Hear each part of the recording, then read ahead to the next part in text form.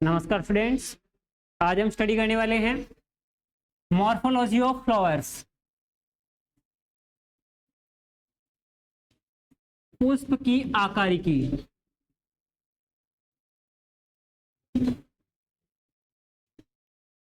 देखिए, आप सब जानते हो पुष्प क्या होता है, कैसा होता है, क्या काम करता है, ठीक है ना। तो पुष्प के बारे में जो सामान्य बात है वो जान लेते हैं कि पुष्प क्या है। वैसे पुष्प क्या होता है, एक रूपांतरित प्रेरो होता है। क्या होता है? रूपांतरित प्रेरो। प्रेरो का मतलब, प्रेरो से वैसे तना बनता है, ठीक है ना। तो तने का ही एक भाग है, ठीक है ना। रूपांतरित प्रेरो को हम क्या कहते हैं? पुष्प कहते हैं। और ये पुष्प वैसे पादप का लैंगिक जनन भाग है, या लैंगिक जनन अंग कह सकते हो कि पादप का क्या है, ये लैंगिक जनन अंग है, ठीक है। इसके अंदर नर और मादा दोनों भाग हो सकते हैं, या फिर अलग अलग पुष्पों में अलग अलग हो सकते हैं, ठीक है ना। चलिए, ये जो पुष्प हैं ये वैसे अलग अलग प्रकार के होते हैं, ठीक है ना। अलग अलग प्रकार से इनका हम वर्गीकरण पढ़ेंगे, किस प्रकार से ये लगे रहते हैं। तो इसको देखो, ये जो पुष्प हैं, ये पुष्प उस पादप पर कैसे लगे हुए हैं, इसको बोलते हैं पुष्प क्रम। क्या बोलते हैं?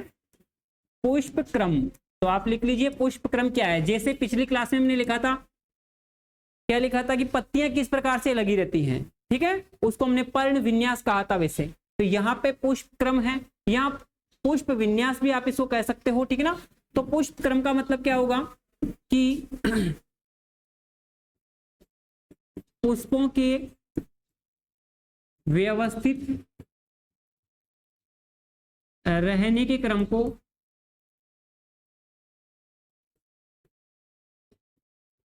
पुष्प क्रम या पुष्प विन्यास कहते हैं। अब देखिए, पादप के ऊपर पुष्प किस प्रकार से लगे हुए हो सकते हैं, ठीक है। तो सामान्य रूप से तो ये दो प्रकार से लगे हुए हो सकते हैं, यानी कि जैसे पहला तो होता है ये एसीमाक्सी। देखिए, एसीमाक्सी पुष्प क्रम में क्या होगा, जो पौधा है या जो तना है, इसके साइड में पुष्प आते जाएंगे, इस प्रकार से, इस प्रकार से पुष्प आते जाएंगे। और ये जो तना है ये अनंत लंबाई तक आगे बढ़ता जाएगा, पुष्प आते जाएंगे और ये बढ़ता जाएगा, इसीलिए इसका नाम है असीमाक्षी। यानी कि जिसकी तने की लंबाई की कोई सीमा ही नहीं हो, वो ऊपर बढ़ता जाएगा और पुष्प साइड में आते जाएंगे, ठीक है। तो इस प्रकार का जो पुष्प क्रम होता है इसको हम क्या बोलते हैं? असीमाक्षी पुष्प क्रम कहते हैं। दूसरा जो मुख्य प्रकार है वो होता है, जस्ट इसका उल्टा हो जाएगा, ससीमाक्षी। जैसा कि नाम से पता चल रहा है, इसकी क्या हो जाएगी, एक सीमा हो जाएगी कि उस तने के या ब्रांच के ऊपर जहां वो लग रहा है उसकी एक फिक्स सीमा हो जाएगी, लिमिट हो जाएगी, क्योंकि उस तने के ऊपर ये पुष्प लग जाएगा। इस प्रकार से ही उस तने के जस्ट ऊपर ही क्या लग जाएगा, ये पुष्प लग जाएगा। तो अब इस तने की और ऊपर लंबाई नहीं बढ़ सकती है। अच्छा, इसके अंदर जैसे तने के ऊपर ही लग गया तो इसको हम सहसीमाक्षी कह रहे हैं। इसके क्या होता है, शाखाएं भी निकल सकती हैं। जैसे यहाँ पे ऊपर तो पुष्प लग गया, सहसीमाक्षी पुष्प कहेंगे इसको, क्योंकि इसकी सीमा निर्धारित हो गई है और लंबाई में नहीं बढ़ सकता। लेकिन इसके यहाँ पे कक्षस्थ कलिकाएं निकल करके वहां पे और पुष्प लग सकते हैं, ठीक है। तो इस प्रकार से लग सकते हैं। और जो तीसरा है उसको हम विशेष प्रकार के पढ़ेंगे। कुछ पुष्पों, कुछ पादपों में पुष्प विशेष प्रकार से लगते हैं, इन दोनों के ही अलावा, तो हम उसको कहेंगे विशेष प्रकार। विशेष प्रकार के पुष्प क्रम कहेंगे उनको, ठीक है। अब विशेष प्रकार में दो तीन प्रकार पढ़ेंगे, वो अभी आगे ही पढ़ लेंगे, पहले इनको डिटेल से पढ़ लेते हैं। तो देखिए, ये जो असीमाक्षी है, इस असीमाक्षी के भी कुछ प्रकार बनते हैं। जो मेन मुख्य मुख्य प्रकार है वो मैं आपको लिखवा रहा हूं। पहले ये बात नोट कर लीजिए कि असीमाक्षी क्या होता है। इनको डिटेल से लिखने की आवश्यकता नहीं है अभी दोनों को, है ना, इनको रहने दो, क्योंकि इसी को पहले हम डिटेल से पढ़ रहे हैं। तो देखिए, ये जो असीमाक्षी पुष्प क्रम है, इसके अंदर जो पहला पढ़ने वाले हैं इसके प्रकारों में असीमाक्षी पुष्प क्रम के मुख्य प्रकार पढ़ रहे हैं। और देखिए इसमें जो पहला प्रकार बनता है ना वो एसीमाक्स बनता है। नाम सेम सा लग रहा है आपको, ठीक है ना। एसीमाक्षी पुष्पक्रम है, उसका पहला प्रकार है एसीमाक्ष। एसीमाक्स और एसीमाक्सी बिल्कुल भी अलग नहीं है, सेम से ही है, यानी कि जो विशेषता हमने वहां पढ़ी थी एसीमाक्सी की वैसी ही होगी यहाँ पे, कि जो मुख्य पुष्पक्रम है इसको क्या बोलते हैं, जहां पर पुष्प लगे होते हैं ना उसको पुष्पक्रम कहते हैं, ठीक है। तो इस पुष्पक्रम पे या पुष्प वृंत पे जहां पुष्प लगे हुए तो वो इस प्रकार से लगे रहेंगे, साइड में लगते रहेंगे। यहाँ पे पहले बड़े पुष्प इधर लगेंगे, फिर ऊपर की ओर छोटे पुष्प लगते जाएंगे इस प्रकार से। इस क्रम को हम बोलते हैं अग्र अभिसारी क्रम, और भी ऊपर लगते जाएंगे ऐसे, ठीक है, और ऊपर लिखते जाएंगे, मतलब टॉप पे पुष्प नहीं आएगा। तो ये एसीमाक्सी का ही प्रकार है, लेकिन उसमें कौन सा है, एसीमाक्स। एसीमाक्स में क्या होंगे, पुष्प जो हैं वो अग्र अभिसारी क्रम में लगे रहेंगे। अग्राभिसारी, जब ये संधि हो जाएगा शब्द तो अग्राभिसारी हो जाएगा, अग्र अभिसारी क्रम में लगे होते हैं। इसका जो उदाहरण है, सामान्य उदाहरण आपको याद रखना है, जैसे कि सरसों के अंदर, सरसों का जो पादप देखा है आपने, तो सरसों के अंदर इस प्रकार से पुष्प लगे रहते हैं। पहले पुष्प मतलब पहले के जो पुष्प आएंगे वो धीरे धीरे बड़े हो जाएंगे और फिर ऊपर नए पुष्प आते रहेंगे, ठीक है। तो इस प्रकार का जो पुष्पक्रम बनेगा उसको हम कहेंगे एसीमाक्षी पुष्पक्रम। एसीमाक्षी के अंदर भी एसीमाक्स पुष्पक्रम, ओके। अब देखिए दूसरा प्रकार का कौन सा बनता है, तो इसी के अंदर दूसरा जो बनता है वो बनता है यौगिक एसीमाक्ष।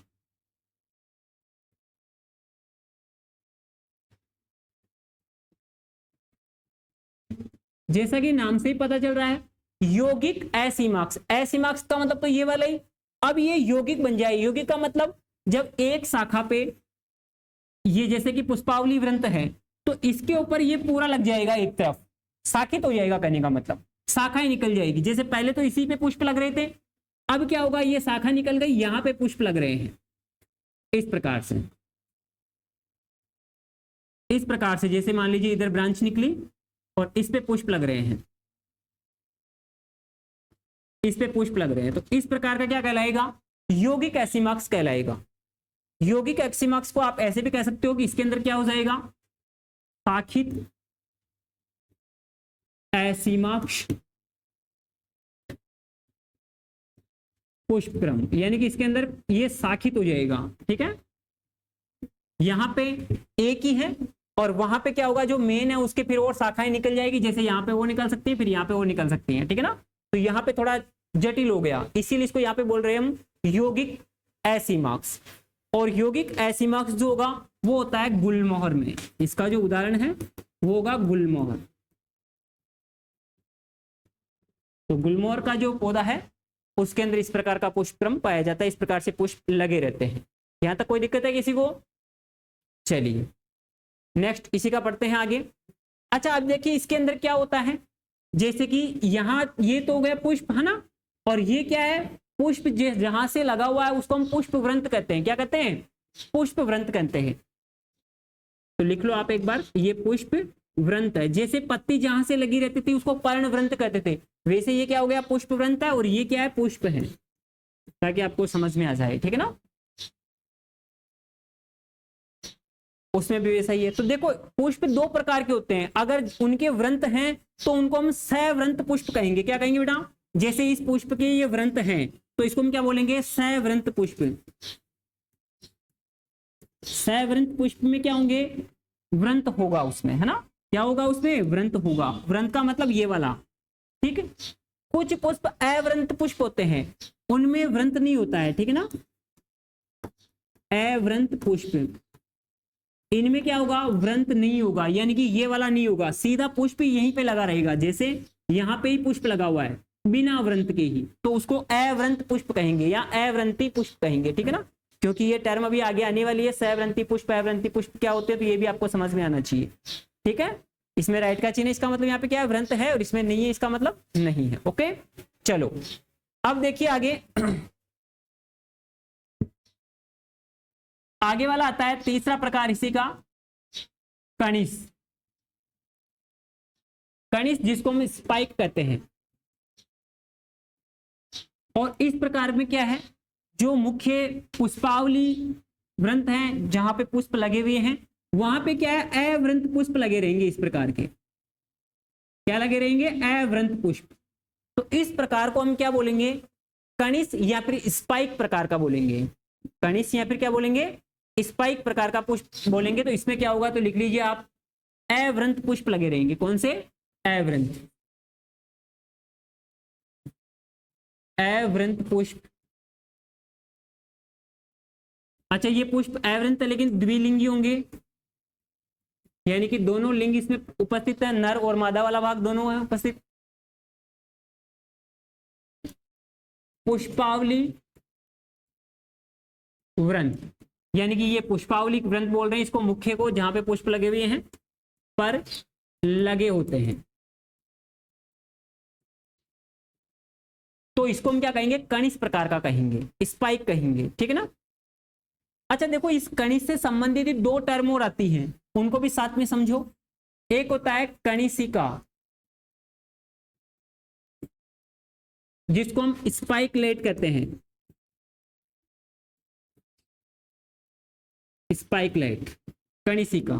देखो कणिस में और कणिसिका में क्या अंतर है, देखिए जैसे वहां पे इसके ऊपर अवृंत पुष्प लगे हुए हैं, इनके कोई व्रंत नहीं है ना, वैसे यहां पे भी अवृंत पुष्प होंगे, लेकिन साथ में क्या है, यहां पे सहपत्र उपस्थित होंगे।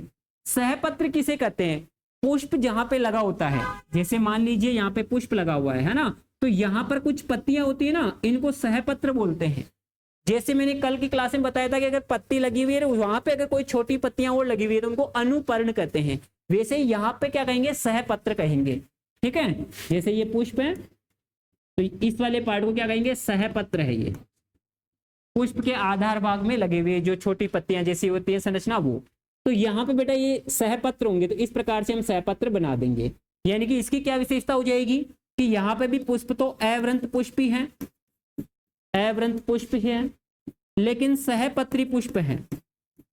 सहपत्री पुष्प उसको कहते हैं जिसमें सहपत्र उपस्थित होता है, ये वाला जहां पे पुष्प लगा है उसके पास में छोटी सी पत्ती जैसी संरचना होगी, उसको सहपत्र कहेंगे। तो सहपत्री पुष्प उपस्थित होगा, तो इस प्रकार को हम क्या कह देंगे, कणिशिका कह देंगे। तो कणिस और कणिशिका में सिर्फ सहपत्र का ही अंतर है। यहाँ पे भी ये पुष्प कैसे होंगे, द्विलिंगी होंगे, द्विलिंगी पुष्प होंगे,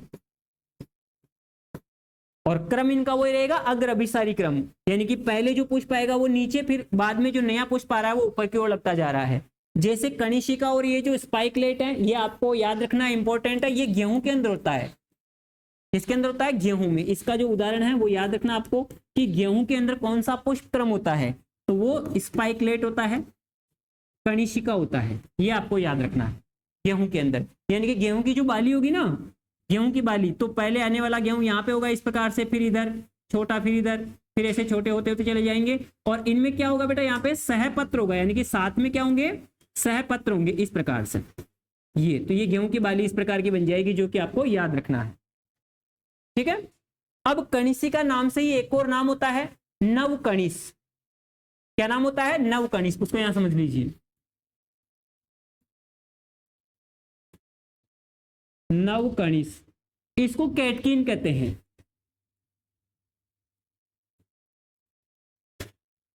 देखिए इनमें, इसमें थोड़ा नाम से इनकी जैसा ही है, ठीक है ना, लेकिन थोड़ा सा अलग है। उसमें उसमें क्या है बेटा कि ये जैसे कि ये थोड़ा सा क्या है, कठोर सा है, सीधा खड़ा रह सकता है जो पुष्पावली व्रंत है। लेकिन नवकणिस या फिर कैटकिन में क्या होगा, ये लचीला होगा, मुलायम होगा। तो मुलायम होने की वजह से क्या होगा, ये सीधा खड़ा नहीं रह पाएगा, और ये क्या हो जाएगा, थोड़ा सा ऐसे बेंड हो जाएगा, जैसे कि इस प्रकार से बेंड हो जाएगा। बाकी पुष्प ऐसे ही लगे रहेंगे, वहां पे भी, यहाँ पे भी जो पुष्प है वो इस प्रकार से ही लगे रहेंगे, इस प्रकार से, ठीक है ना, इस प्रकार से पुष्प लगे हुए हैं। लेकिन यहाँ पे दोनों जगह द्विलिंगी पुष्प थे, यहाँ पे एक लिंगी पुष्प होंगे। यानी कि पहले तो लिख लो, इसका जो पुष्पावली व्रंत है वो पुष्पावली व्रंत कैसा होगा, लचीला होता है, लचीला मुलायम होता है। और लचीला और मुलायम होने की वजह से क्या होगा, वो सीधा खड़ा नहीं रहेगा और मुड़ जाएगा, ठीक है।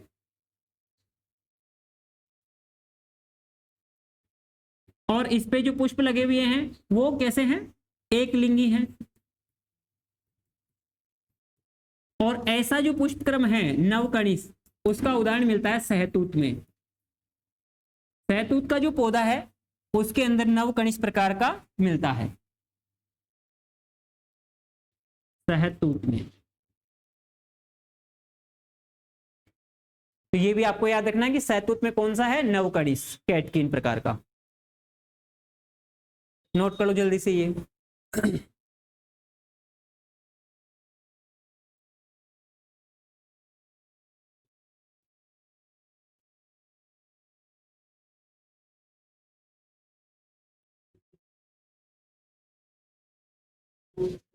हो गया क्या? चलो, साथ के साथ समझते भी चलो और नोट भी करते चलो, ठीक है ना। अब देखिए नेक्स्ट 6 नंबर का, इसी के मुख्य मुख्य प्रकार पढ़ रहे हैं। देखिए यहाँ पे, हाँ चलिए जल्दी लिखो बेटा।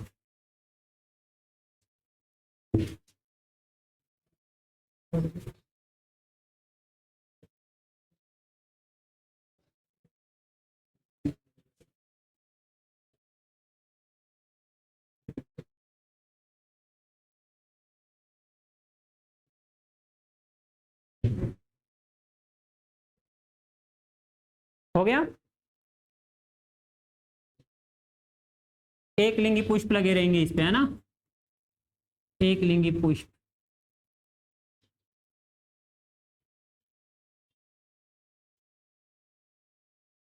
चले आगे। अच्छा देखो, एक जो मतलब आगे वाला जो पुष्पक्रम है वो पढ़ रहे हैं।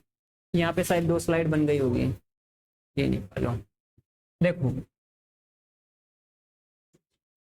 जैसे आपने देखा मक्का के अंदर, मक्का का पुष्प देखा क्या, कैसा होता है मक्का का पुष्प, उसके पुष्पक्रम को हम स्पेडिक्स कहते हैं, स्पेडिक्स। ये मक्का के अंदर पाया जाएगा। देखो इसमें क्या होता है, जो सहपत्र होते हैं ना वो बड़े हो जाते हैं और पूरे पुष्पक्रम को ही क्या कर लेते हैं, बंद कर लेते हैं, घेर लेते हैं। सहपत्र बड़े होकर पूरे पुष्पावली वृंत, पुष्पावली वृंत को घेर लेते हैं। तो इसे हम क्या कहेंगे फिर, स्पेडिक्स प्रकार का पुष्पक्रम कहेंगे। जैसे आपने मक्का देखा ना, भुट्टा, वो मक्के में क्या होता है, मक्के को जब आप अंदर से देखते हो ना तो इस प्रकार से दिखता है। ये मक्के का अंदर का पोर्शन है और इस पे दाने जो लगे हुए इस प्रकार से चारों तरफ लगे रहते हैं दाने, इस प्रकार से मक्का के दाने लगे हुए, यहाँ पे भी लगे हुए लेकिन बना नहीं रहा हूं, मतलब चारों तरफ लगे हुए और बीच के अंदर। तो वो जो बीच में है ना, वो सहपत्र का ही क्या, जो सहपत्र है वो अब इसको पूरे को बंद रखते हैं इस प्रकार से। देखो ये सहपत्र के अंदर इस प्रकार से बंद रहेगा, आपको दिखेगा ही नहीं, अंदर का पुष्पक्रम दिखेगा ही नहीं, पूरा पुष्पक्रम ही बंद रहता है। ये सहपत्र है जो बड़े हो जाते हैं, ये सहपत्र है, बड़े सहपत्र जो कि पूरे इसको ही घेर लेते हैं, ठीक है ना, पूरे पुष्पक्रम को ही घेर लेते हैं। तो इस प्रकार का जो पुष्पक्रम बनेगा उसको हम क्या कहेंगे, स्पेडिक्स कहेंगे। ये बीच में जो दिख रहा है वो पुष्पावली वृंत है, जहां पे पुष्प लगे हुए हैं, पुष्पावली वृंत। और ये है अवृंत पुष्प, अवृंत पुष्प, इनके बिना वृंत के पुष्प लगे हुए हैं, ठीक है ना। और आपको ये पता होना चाहिए कि जो पुष्प है ना, उसकी वजह से संरचना पढ़ने वाले हैं, लेकिन जो बीज और फल बनते हैं वो कहां कहां से बनते हैं बताओ, देख एक बार। बीज तो किस भाग से बनते हैं, बीज बनते हैं बीजांड से, ये याद रखनी है बेटा, बीजांड से बीज बनते हैं। और फल किससे बनता है, अंडाशय से। अच्छा ये दोनों ही घटनाएं कब होगी, निषेचन के बाद में। ओके, तो बीजांड कहाँ होता है, ये अंडाशय क्या होता है, ये भी अभी हम देखने वाले हैं। तो ये एक मुख्य प्रकार था, इसी को भी आप नोट कर लीजिए, स्पेडिक्स प्रकार का। ये होता है जैसे कि मक्का के अंदर।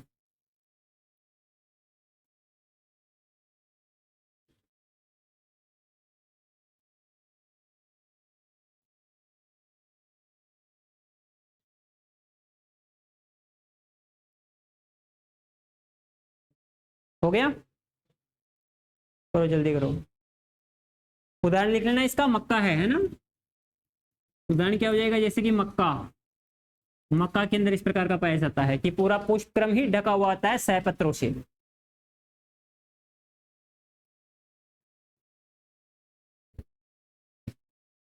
चलिए नेक्स्ट लिखते हैं। अब जो दूसरा प्रकार का था वो वाला लिख लेते हैं, या फिर आप इसी के अंदर एक और इंपॉर्टेंट लग रहा है वो भी लिख लो, उसको भी लिखवा देते हैं। यौगिक छत्रक, जैसा कि नाम से पता चल रहा है इसमें क्या होंगे, छत्रक बनेंगे, ऐसा पुष्पक्रम जिसमें आपको छत्रक दिखेंगे इस प्रकार से।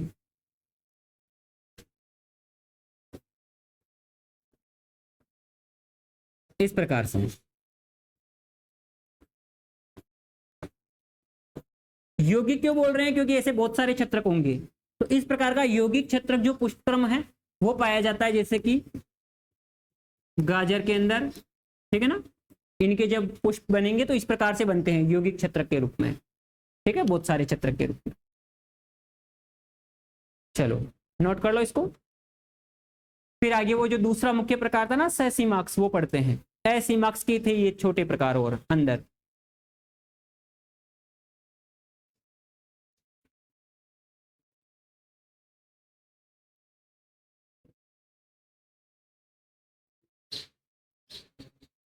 चलो भाई, अब जो प्रकार पढ़ रहे हैं वो है सहसीमाक्स पुष्पक्रम।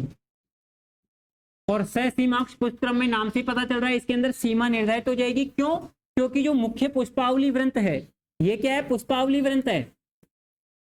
पुष्पावली वृंत उसको कहते हैं जहां पे पुष्प लगे हुए हैं, पुष्पावली वृंत। देखो एक तो था पुष्प वृंत और ये है पुष्पावली वृंत। पुष्प वृंत तो क्या होता है, जैसे यहां पे देखो, दोनों शब्दों को समझना पहले। ये तो है पुष्प, इसका नाम है पुष्प, पुष्प वृंत, और इस पूरी का नाम है, इस पूरी का नाम पुष्पावली वृंत। ओके, तो ये आप कंफ्यूज मत होना, पुष्पावली वृंत ये है। तो देखिए इसके अंदर क्या होगा, जो पुष्पावली वृंत है ना उसी के ऊपर टॉप पे ही पुष्प आ जाएगा, जिसकी वजह से क्या होगी, इसकी लंबाई नहीं बढ़ेगी। इसीलिए इसका नाम रखा हमने सहसीमाक्स पुष्पक्रम या सहसीमाक्षी पुष्पक्रम। ओके, अब इसके अंदर दो कंडीशन बन सकती है, या तो एक ही पुष्प आए, जैसे गुलाब के अंदर ऐसा होता है, आपने गुलाब का फूल देखा होगा, उसके अंदर सिर्फ एक फूल मिलता है ऊपर की ओर, ठीक है। ओके, तो इस प्रकार का इसे हम कहेंगे सहसीमाक्षी। लेकिन इसमें एक और कंडीशन मिल सकती है कि ये पुष्पक्रम पे एक पुष्प तो लग गया, लेकिन साइड में कक्षस्थ कलिकाएं निकल करके वहां और पुष्प बन सकते हैं। यानी कि इसी के अंदर ऐसी कंडीशन भी मिल सकती है, इस प्रकार का एक पुष्प ऊपर आ गया और यहाँ साइड के अंदर और पुष्प आ सकते हैं, लेकिन इसकी तो सीमा निर्धारित हो गई ना, देखो, तो इसको हम सहसीमाक्ष ही मानेंगे। तो ये भी ऐसा प्रकार बन सकता है, ठीक है ना। और ऐसा बनता है अपने किसमें, गुड़हल के अंदर, गुड़हल, गुड़हल के अंदर इस प्रकार का बनेगा। तो दोनों ही क्या है, सहसीमाक्षी पुष्पक्रम है। नोट कर लो ये। इसके अंदर लिखना चाहो तो एक लाइन लिख लेना, क्योंकि मैंने समझा तो दिया। इसमें क्या होगा, पुष्प मुख्य पुष्पावली वृंत पर, मुख्य पुष्पावली वृंत पर लगा होता है, जिससे इसकी लंबाई नहीं बढ़ सकती, नहीं बढ़ सकती, इसीलिए इसको सहसीमाक्षी कहते हैं। यानी कि पुष्प आने के बाद में उसकी लंबाई नहीं बढ़ेगी, जबकि असीमाक्षी में पुष्प आते रहते हैं और लंबाई बढ़ती रहती है। उसमें अनंत पुष्प हो सकते हैं, लेकिन इसमें निर्धारित हो गया कि भाई एक पुष्प आ गया ऊपर, बस काफी है, या फिर कलिकाएं निकल सकती हैं उसके, बस, ठीक है। तो ये सहसीमाक्षी पुष्पक्रम हो गया। अब जो विशेष प्रकार का है वो पढ़ते हैं। हो गया, इसको नोट कर लिया।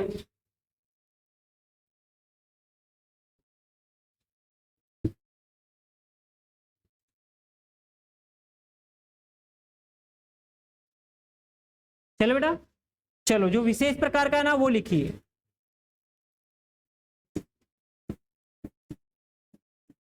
विशेष प्रकार का पुष्पक्रम, देखिए विशेष प्रकार का पुष्पक्रम क्या है, ये लिख लीजिए आप पहला हाइपेंथोडियम।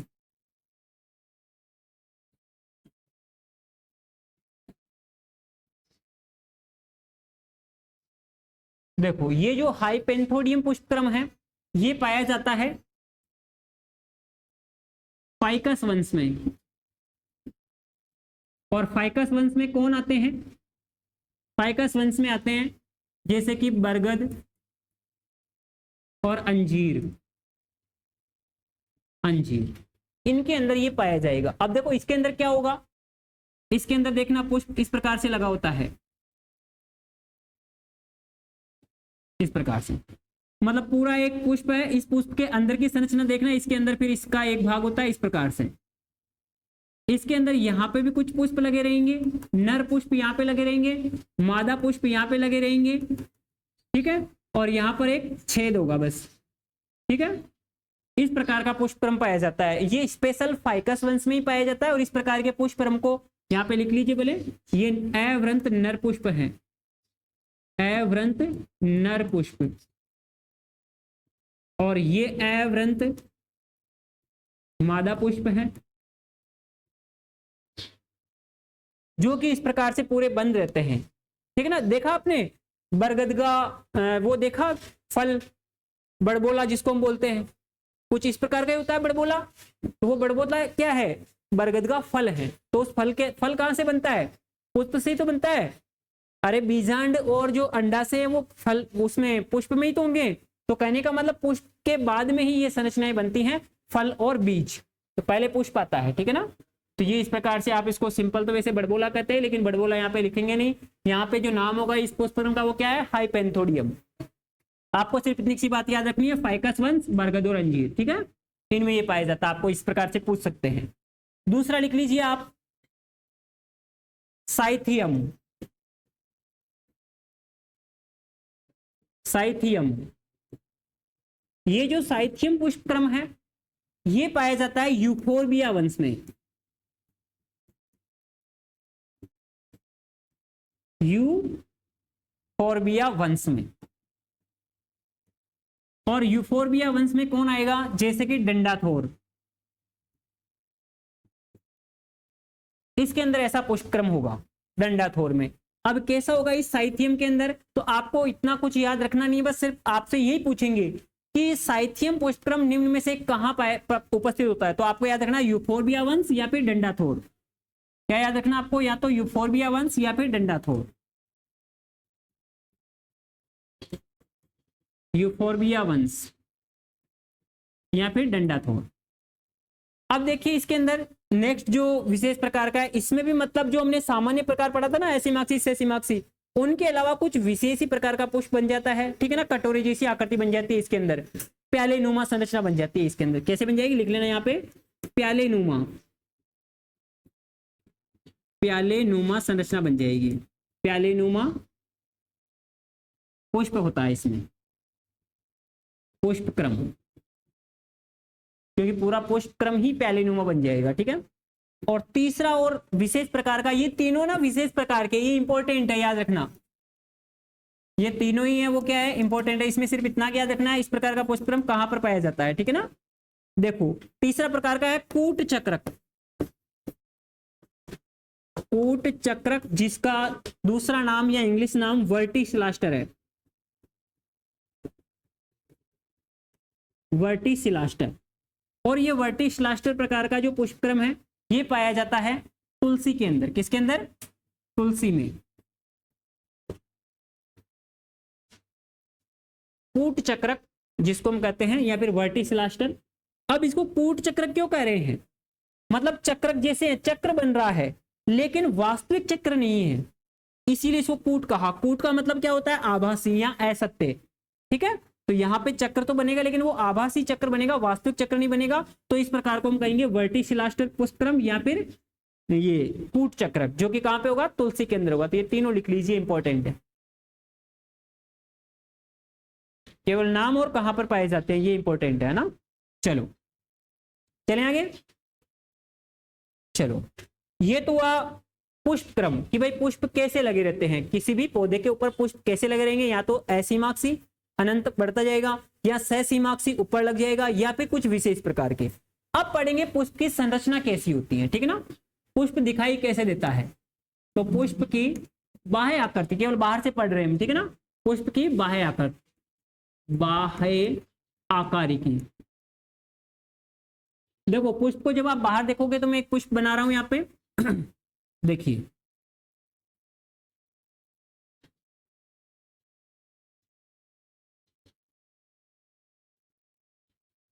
सबसे बाहर आपको पहले तो ये दिख रहा है, इसको तो क्या कह देंगे हम, पुष्प वृंत।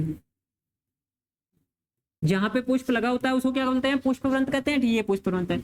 अब सबसे बाहर ये जो आपको घेरा दिख रहा है ये क्या होता है, हरे कलर का होता है, ठीक है ना। वैसे आप हरा कलर ही कर लीजिए,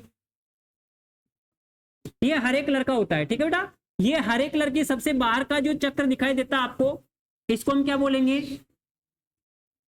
बाह्य दल बोलते हैं, ठीक है ना। ये हरा होता है कुछ इस प्रकार का, पूरा यहां से भी हरा ही होगा, ठीक है। इनको बोलते हैं हम क्या, बाह्य दल। कैलिक्स इसको इंग्लिश में बोलते हैं ना, कैलिक्स।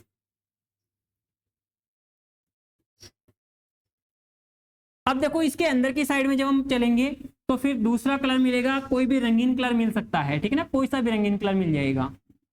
जैसे यहां पे आपको पंखुड़ियां मिलेगी इस प्रकार की, ठीक है ना, इस प्रकार की पंखुड़ियां मिल सकती हैं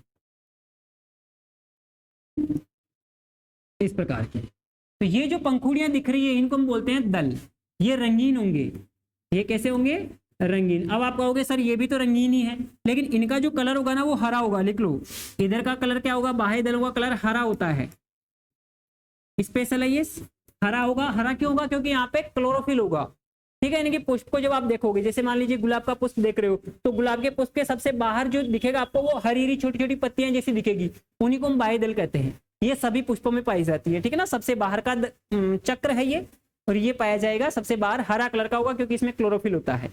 अब इसके अंदर चलेंगे तो फिर आपको रंगीन कलर दिखेगा, रंगीन का मतलब है हरे के अलावा, ओके। वहां पे रंगीन का मतलब क्या है, हरे कलर के अलावा, ओके। रंगीन मतलब हरे के अलावा अन्य रंग, इसको कहेंगे हम दल कहेंगे, इसको कोरोला कहते हैं। देखो एक चीज समझना, यहां पे बाह्य दल मैंने एक लिखा है, जब ऐसे बहुत सारे बाह्य दल होते हैं, जैसे किसी में 4 दिखेगी, किसी में 5 दिखेगी, तो सबको मिलाकर के क्या बनेगा, बाह्य दल पुंज बन जाएगा। क्या बन जाएगा, बाह्य दल पुंज, ठीक है ना। यहाँ पे कलर चेंज है, कोई बात नहीं है, बाह्य दल पुंज। पुंज का मतलब एक साथ बोल रहे हैं उनको, ठीक है, बाह्य दल पुंज। तो सबसे पहले आपको बाह्य दल पुंज दिखेगा, उसका एक सदस्य को कहेंगे बाह्य दल, ओके। ऐसे ही यहाँ पे देखो 1 2 3 4 सदस्य दिख रहे हैं मान लो, तो इन चारों को एक साथ मिलाकर के क्या कहेंगे हम, दल पुंज, और एक को कहेंगे दल, तो इनसे क्या बनेगा, दल पुंज बनेगा, दल पुंज, ठीक है। तो दूसरा चक्र हो गया दल पुंज का। इन दोनों चक्रों को हम क्या कहते हैं, सहायक चक्र कहते हैं, क्योंकि ये जनन में भाग नहीं लेते हैं, क्योंकि जनन में तो केवल नर और मादा दोनों भाग काम में आएंगे। तो अभी तक ये दोनों जो चक्र हैं, एक तो बाह्य दलपुंज और एक दलपुंज, इनको सहायक चक्र कहते हैं। लिख लो इनको 1 और 2, इन दोनों को क्या कहेंगे, सहायक चक्र। यहाँ पे लिख देता हूं मैं 1 एवं 2, 1 एवं 2 का मतलब है ये बाह्य दल और दल, ठीक है ना। आप लिख लेना चाहिए, ऐसे लिख लेना, 1 और 2 समझ में नहीं आएगा, दल एवं बाह्य दल। ये कैसे है बेटा, सहायक चक्र कहते हैं इनको। सहायक चक्र का मतलब है ये केवल सहायता करते हैं, जनन में भाग नहीं लेते हैं। और जैसे ही निषेचन होगा ये झड़ जाते हैं, दोनों ही क्या होते हैं, झड़ जाते हैं। लेकिन किसी किसी में ये लगे हुए भी रह सकते हैं, जैसे बैंगन देखा आपने, बैंगन खाते भी हो, बैंगन, बैंगन के अंदर ये जो है बाह्य दल ये लगा हुआ रहता है, ठीक है। जैसे बैंगन आपने देखा होगा ना, बैंगन इस प्रकार का, तो बैंगन के अंदर ये दल लग, वो बता रहा हूं मैं, इस प्रकार का लगा रहेगा यहाँ पे, हरी हरी पत्तियां देखी, अरे यहां तक इस प्रकार की हरी पत्तियां देखी ना, ये मैंने लाल बनाई लेकिन हरी है ये, तो ये क्या चीज है, बाह्य दल है। तो ये बाह्य दल वैसे तो झड़ जाते हैं, लेकिन कुछ पौधों में लगे हुए रह सकते हैं, उसको चिर लग्न कहते हैं। क्या कहते हैं, चिर लग्न, जो लगा हुआ ही रहे, ठीक है। तो वो एक अलग बात है। तो ये दोनों चक्र हो गए। अब इनके अंदर 2 चक्र और होते हैं, एक नर और एक मादा का, जो कि आपको समझना इंपॉर्टेंट है, उसको चाहे मैं कलर चेंज कर देता हूं। ये देखो यहाँ पे जो तीसरा चक्र आता है वो आएगा इस प्रकार का, नर पुष्प का आएगा, ऐसा बना लीजिए आप चौकोर,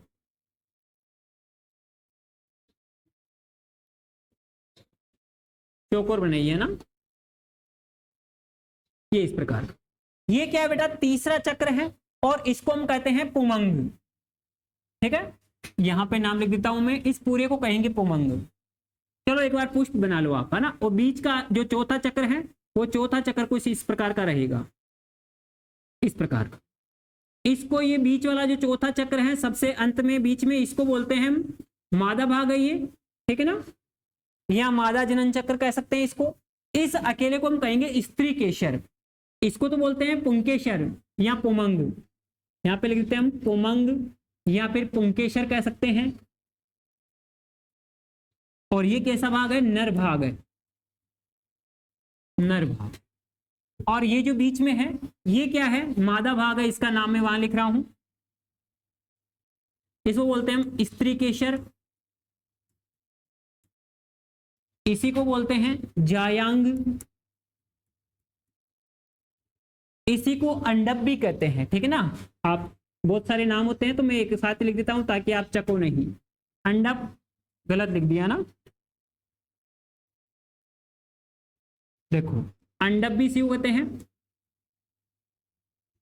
और यहां पे हम इसको पिस्टल भी कहते हैं, इंग्लिश के अंदर पिस्टल, ये इसके नेम है। ठीक है ना, और ये कैसा भाग है बेटा, मादा का भाग है, तो इसमें आगे एरो लगा के लिख लेना, ये मादा भाग है, मादा जनन भाग, या केवल मादा भाग लिख लीजिए, जनन भाग।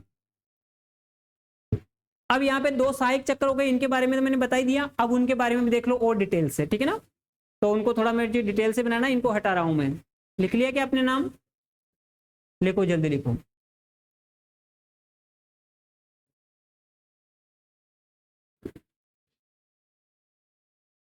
या फिर इसी के अंदर लिख लीजिए, देखो मैं यही बता देता हूं, यहीं पे लिख लो। अब सुनना, जैसे कि ये क्या है, पुमंग है ना, पुंकेसर है। इस पुंकेसर के भी तीन भाग होंगे। देखना यहां से ये जो ये दिख रहा है, इसको तो हम कहते हैं तंतु। क्या कहेंगे, तंतु, तंतु है ना, तय है ये। यहां पर ये जुड़ा हुआ है, इसको कहेंगे हम योजी। और ये जो ऊपर का चौकोर भाग दिख रहा है आपको इस प्रकार का, इसको बोलते हैं हम परागकोश, परागकोश। तो कहने का मतलब पुंकेसर के भी तीन भाग हो गए, तंतु या फिलामेंट कहते हैं, योजी और परागकोश। परागकोश के अंदर कौन होंगे, परागकण होंगे। परागकोश के अंदर कौन होंगे, परागकण होंगे। और परागकण क्या है, नर युग्मक है। ओके, परागकणों में क्या होंगे, नर युग्मक, ये होगी। इसके अंदर लिख लीजिए, इसके अंदर कौन होंगे, परागकण होंगे, परागकण।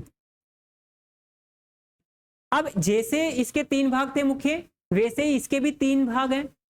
ऊपर ऊपर का जो सिरा है इसको हम बोलते हैं क्या, वृत्तिकाग्र, वृत्तिकाग्र लिखिए।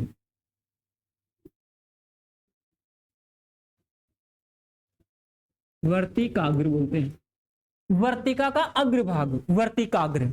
ये क्या कहलाएगा, वर्तिका का अग्रभाग। इसका मतलब इस वाले भाग को हम क्या कहेंगे, वर्तिका कहेंगे।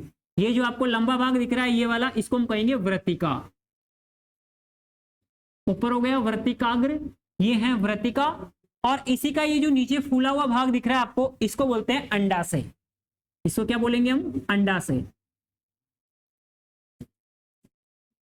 अंडाशय। तो इसके भी तीन भाग हो गए, ये तीनों भाग किसके हैं, स्त्री केशर के। वर्तिका याद रखो, वर्तिका का ऊपरा सिरा वर्तिकाग्र, और वर्तिका का नीचे वाला फूला हुआ पार्ट अंडाशय। अब देखिए इस अंडाशय के अंदर क्या होता है, अंडाशय के अंदर बीजांड लगा होता है। यहां पर अंदर क्या लगा होगा, बीजांड लगा होगा। और उस बीजांड के अंदर मादा युग्मक होगा। कौन होगा, मादा युग्मक। कुछ इस प्रकार से, इसको भी डिटेल से पढ़ेंगे इस प्रकार से। ये क्या है, अंदर वाली जो संरचना लिखी है मैंने, उसका नाम लिख लीजिए, ये बीजांड है, बीजांड, जो कि अंडाशय के अंदर होगा। और जब निषेचन होता है तो वो प्रक्रिया भी क्या है, उसको भी समझ लो, थोड़ा सा समझ लेंगे बस, देखना। ये ले लीजिए आप, ये ले लो। अब सुनो, जैसे ये जो परागकण थे, है ना, इधर देखिए बेटा, ये जो परागकण है यहां से जब ये परिपक्व होगा तो तो ये फटेगा परागकोश और यहां से ये परागकण निकल करके यहां आएंगे वर्तिकाग्र पे। चाहे इसी पुष्प के भी आ सकते हैं और दूसरे पुष्पों के भी आ सकते हैं, जिसको हम क्या कहेंगे, परागण कहेंगे। इस क्रिया को क्या कहेंगे, परागण। ये क्रिया है और इस क्रिया को कहते हैं परागण। परागकण अलग होता है, ठीक है, वो नर युग्मक है, और ये परागण क्रिया है। परागण क्या कहेंगे, नर युग्मकों या परागकणों का वर्तिकाग्र तक पहुंचने की क्रिया को हम क्या कहेंगे, परागण कहते हैं, जो कि हवा के द्वारा भी हो सकती है या फिर कीट पतंगों के द्वारा भी हो सकती हैं। अब जब ये परागकण यहाँ पे पहुंच गया, फिर क्या होगा, ये अंकुरित होगा, अंकुरित होकर के इसके अंदर यहां तक जाएगा। इसके अंदर जाने के बाद में, क्योंकि ये नर युग्मक था, ये मादा युग्मक है, दोनों मिलेंगे, निषेचन कहते हैं उसको। तो बाद में क्या होगा, निषेचन होगा। निषेचन किसे कहते हैं, नर युग्मक और मादा युग्मक के मिलने को हम क्या कहेंगे, निषेचन कहेंगे। अच्छा, निषेचन के बाद की घटनाएं क्या होती है वो भी समझ लो। निषेचन के बाद में ये जो अंडाशय है इससे बन जाएगा क्या, फल। और निषेचन के बाद में ये जो बीजांड है इससे बन जाएगा बीज। इसीलिए आवर्त बीजी पादपों में हमेशा बीज अंदर रहेगा और फल बाहर रहेगा। देखो इससे तो बन रहा है फल, क्योंकि ये क्या है, अंडाशय, और इसके अंदर क्या है, ये बीजांड, इससे बनेंगे बीज। तो जैसे मान लीजिए आम को ही देखो आप, आम का जो ऊपर आप खाने वाला भाग है वो फल है, और उसके अंदर जो निकलती है वो बीज है, उसका आम का बीज, जिसको हम गुठली कहते हैं, ठीक है। तो इस प्रकार से आवर्त बीजी पादपों में फल का आवरण रहेगा। तो ये निषेचन के बाद की घटनाएं जो आपको याद रखनी है दोनों की, और ये बाकी के जो रहेंगे बाह्य दल और दल, ये बिखर जाते हैं, गिर जाते हैं, ठीक है ना। चलो, यहां अभी हमने देखा था कि पुष्प की संरचना। अब इस पुष्प की संरचना में भी देखिए, ये जो दल है ये भी क्या है, अलग अलग प्रकार से व्यवस्थित रहते हैं। अभी हमने दल पढ़े थे ना, दल या बाह्य दल।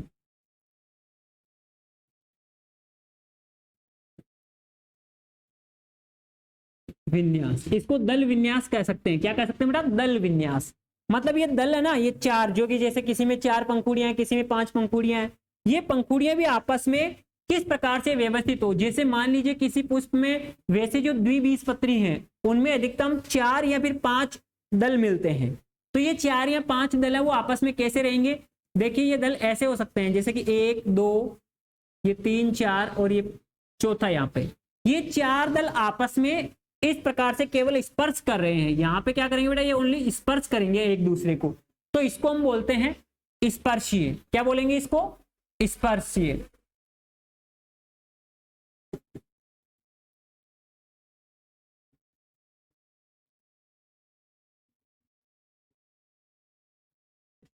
एक दूसरे को केवल स्पर्श करते हैं। ये क्या लिखा, गलत लिख दिया फिर भी, स्पर्श करते हैं, ठीक है ना। स्पर्शीय दल विन्यास, स्पर्शीय दल विन्यास में क्या होगा, एक दूसरे को स्पर्श करेंगे, ठीक है ना। दूसरा होगा व्यावर्तित।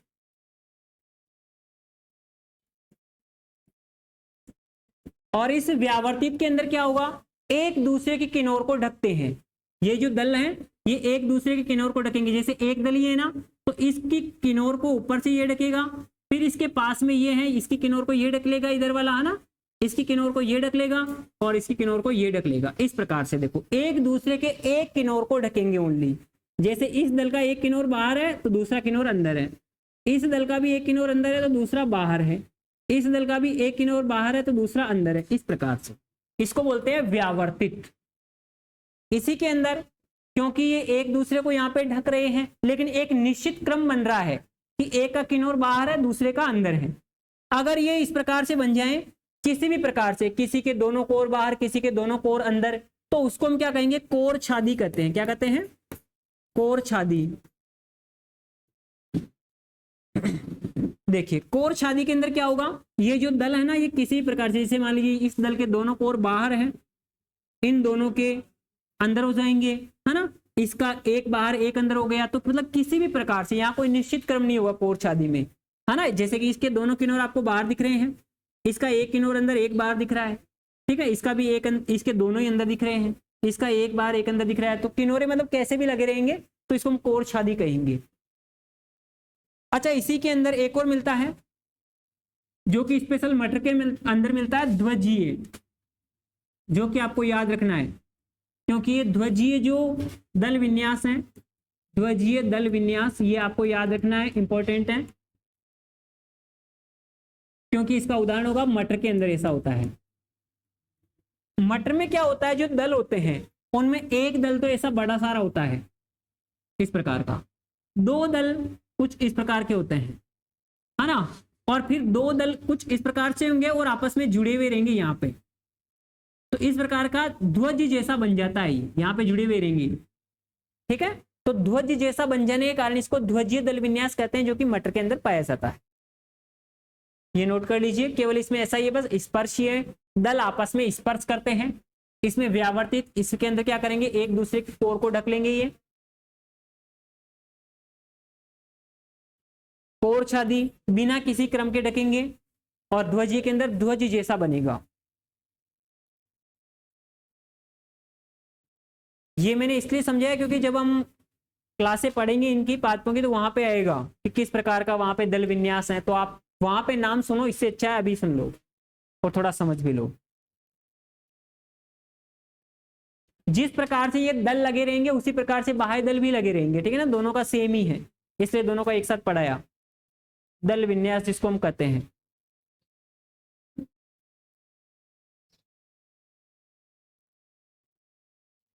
ठीक है, चलो इसके आगे की क्लास रहेगी, उसमें पढ़ेंगे, ठीक है।